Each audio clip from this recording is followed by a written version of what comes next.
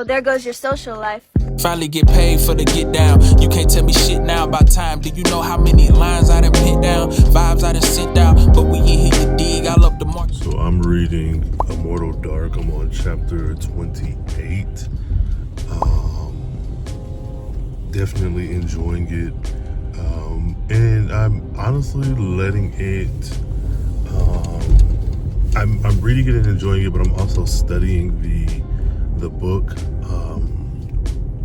There's some things I have, I have a vampire story that I am pulling from all types of vampire lore, and this being a black book with black vampire, just whatever. But that's not what I'm here to talk about. This is going to be spoilers. There's one particular storyline that I'm kind of focused on, and it's that Rhayne girl. Again, spoilers. So if you have not read Immortal Dark and you don't want to be spoiled, you might want to move on for a little bit. So the Rhayne girl, because I'm still in the early stages of the book. Kidan is acting up, looking for her sister June, and she was a little distrustful, I believe, of the Rhayne girl because of the house that she was affiliated with, and I think, rightfully so. The letter that her aunt had, it was a whole thing. I am of the mind that Rhayne girl is not dead. So apparently she either was poisoned by a vampire or she was poisoned as a child. And I'm going to assume this class or these cohorts are about anywhere from 19 to 20-ish, 21 maybe. I can't remember the ages. Let's just say 20 for conversation's sake. And Rhayne, before she died or was murdered, had expressed to Kidan that she was going to apply for a life exchange with Susenyos, who is Kidan's house draining. Long story short, there are 8 houses, and the houses have a particular set of vampires affiliated with that house. I think the most that one house has is like 200, and the least is the Adane house, where Kidan is the heiress, and because there's just the one Rhayne, and then she found out that he killed a bunch of them. Is the whole thing. But the point that I want to drive home is that I do not believe that Rhayne is dead. We saw her fall, and we see that she's dead, quote unquote, and that she is, and then they had a funeral, but it was closed casket. And I said, there's no body in there. She's not dead. Or if there is a body in there, I believe the life exchange, we don't know what that process is. So who's to say that it was never explained. She just said, I want to do a life exchange, and Susenyos has helped me figure it out. A life exchange is, I think it controls the population of vampires so that one vampire cannot turn a human into a vampire without giving up their immortality, which is pretty much they're killing themselves and swapping their life for the human, which was also odd, because I'm like, what vampire in their right mind is going to do that who isn't in love with you? And Susenyos is not in love with that girl. And then they even mentioned that him and some of the other Draenics had their fun with her. I don't take that to be sexual. I think it was specifically with getting her blood or having her do whatever, because her Draenig into something, she hated that girl. And I'm just like, I just, for some reason, I just don't feel like she's dead. Now, she very well could be. I think this is like a gothic thriller mystery vampire book, but I'm gonna say she's not dead until I get concrete proof that she's dead, because I don't, closed casket in a fantasy story where there are immortal beings, and she just talked about wanting to do a life exchange. She could be, and then her 8 brothers are fucking dickheads who didn't give a damn about, whatever. But that's what this whole video is about. I don't think that girl is dead. I'm not at the end of the book, so possibly she is, but I feel like that's like a 3rd act reveal where if there's a battle, she comes in, or there's some big ass plot twist, or because my understanding of the way she's positioned in the book is that she was June for all intents and purposes. Like, Kidan is headstrong and frustrated and stressed out, and she's going through this damn uke slave trying to solve crimes and whoop ass. And she focused heavily on Rhayne and how soft she was, and how like meek, and how, why do monsters prey on the meek, and this, that, and the third.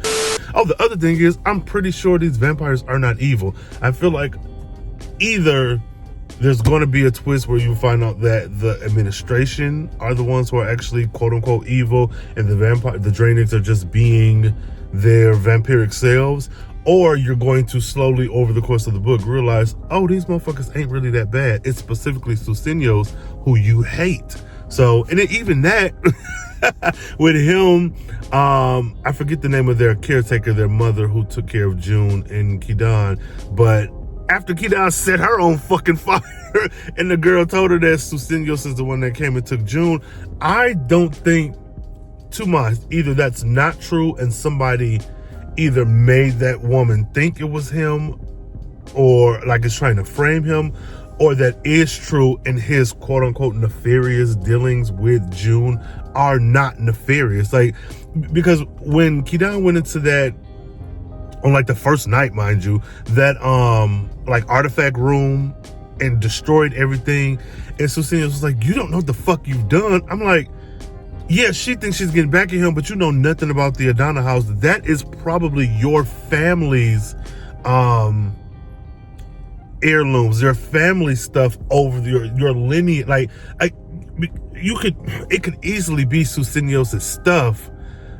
But for him to, I feel like he's just, even though he's trying to take it from her, I think he's just as invested in the house as she probably should be, or acts like she is, or is, despite him, or is, so that she can get rid of him and kill him and figure out where June is. I think he's just as emotionally tied to it. She already focused on him being attached to things. That house is a thing, even though it's power that you're getting from that house, that is a thing you obtain. Those artifacts, we don't know. I feel like that's her family stuff, and perhaps if we're going to go the route that Susenyos did kidnap June or get her or whatever, he, out of the two of them, it would, if you're going to groom and mentor someone to be the heir of the house, I think just from the way Kidan is discussing her and memories of her, June would be the one you want. You don't want Kidan. She's like this ball of energy and stress that is not going to back down. I also don't know what, if Susenyos was involved or not, what is the relationship to June and Kidan prior to the book opening. Like, does he live with their parents? He was the Dranic at their parent when their parents were there, sure, but like, does he know, like, is it just that I know you have these two daughters, I need to get one of those heirs? Or is it, I know you have these two daughters, I intimately know what their personalities are like, I know what they're capable of, I know what the prophecy says they'll be like? What is his connection to the relationship with these girls? Because I don't know, I just feel like it's too cut and dry for it to have actually been Susenyos who kidnapped June or took her.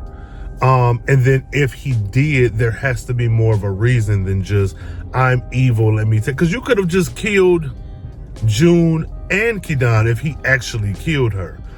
Also mentioned that she is hanging up in his closet during the situation with Dean Ferris, and I'm thinking like, motherfucker, Kidan, why are you not looking in his closet? Yes, he said it as some sort of hyperbole because they were all about to get in trouble, but it's like, if he said this and he went so far as to collect June's bracelet from your hands with a napkin so that he could then incriminate you for saying that you're trying to frame him, why wouldn't you follow up on everything this man has said? Like, I feel like Kidan is so focused on her anger, she's not paying attention to the shit that's right in front of you. Not to say that June is in his closet, but for that example to fall off his lips in the midst of Dean Ferris to seem as the most extreme and outlandish thing that could be, that's probably what it is. So I don't know. I don't know. I'm still, I have more thoughts, but I want to wrap this video up. But yeah, I think Kidan is not thinking clearly, and it's really going to make me mad. But of course, that's what makes a good book. That's what makes you want to read. You want to figure out, okay, yes, they're frustrating me. They should do this and do that, but they're not. Oh, well, I just want to see how we get to the end. And I'm enjoying the ride. So shout out to you, Tigers. Good. And then I think the second book is coming out in November. So I want to probably slow down my reading to have it, or just finish it and then reread, whatever. I don't know. Rhayne Coleman, author of stories about Black people in different situations, romance, drama, whatever. Also doing some paranormal stuff on the side. I don't know, follow me on socials and come back and watch another video. All right, y'all.